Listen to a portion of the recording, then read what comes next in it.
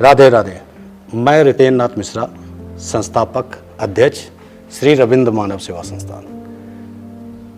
ये संस्था निःशुल्क सेवा कर रही है पिछले 2 साल से। 2013 में मैं जब पिरामल में as a area business manager Jaipur में पोस्टेड था, तो एक दिन रात में 4 बजे के करीब मैं कोटा के लिए जयपुर में अपने पोलो विक्टी कांति नगर में जहाँ रहता था वहाँ से निकलता हूँ और स्टेशन पहुँचता हूँ। स्टेशन पहुँच के वहाँ पे एक पेपर खरीदता हूँ। उस पेपर में पढ़ता हूँ कि कोई सज्जन अपने माँ बाप को रजाई गद्दे समेत अपना जयपुर में एक पार्क है उसके किनारे छोड़ आते हैं फुटपाथ पे। क्योंकि वो बीमार थे, शायद उनको ऐसी अल्जाइमर टाइप की बीमारी थी जिनसे उनका स्किन सेंसलेस हो जाती है, दिमाग को कुछ याद नहीं रहता है। वो जहाँ होते हैं उनको कोई एहसास नहीं होता। अगर उन्होंने तुरंत भी कुछ खाया है तो उनको पता नहीं चलता कि उन्होंने क्या खाया क्या पिया है।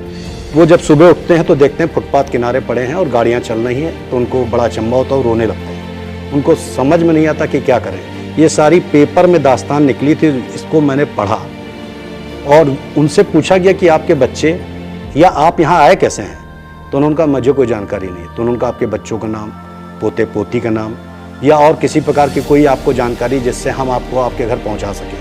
लेकिन उस पेपर में ऐसा कहीं कुछ भी उन्होंने बताने में असमर्थता जो है बताया।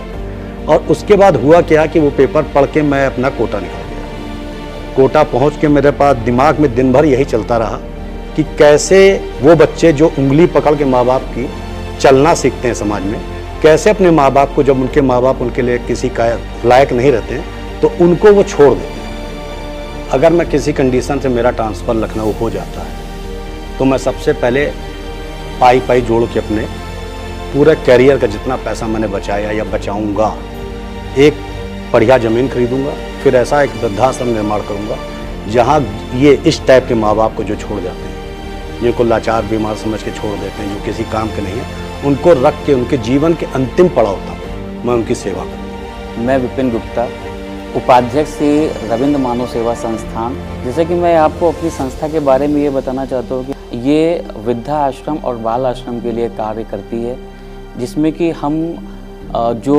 असहाय बुजुर्ग और हैं, जो जिनका कोई नहीं है और वो रोड पे हैं, उनके लिए कोई कुछ मतलब खाना नहीं मिल पाता, रहने के लिए घर नहीं है, हम ऐसे बुजुर्गों को और ऐसे बच्चों को अपने आश्रम में ला करके उनका पूर्णतः निस्वार्थ भाव से मतलब जीवोपरांत उनकी सेवा हमारे आश्रम की तरफ से ये हम लोग करते हैं। तो इसके साथ ही मैं अपने बातों को ख़त्म करना चाहता हूँ और आप सभी के सहयोग की अपेक्षा है।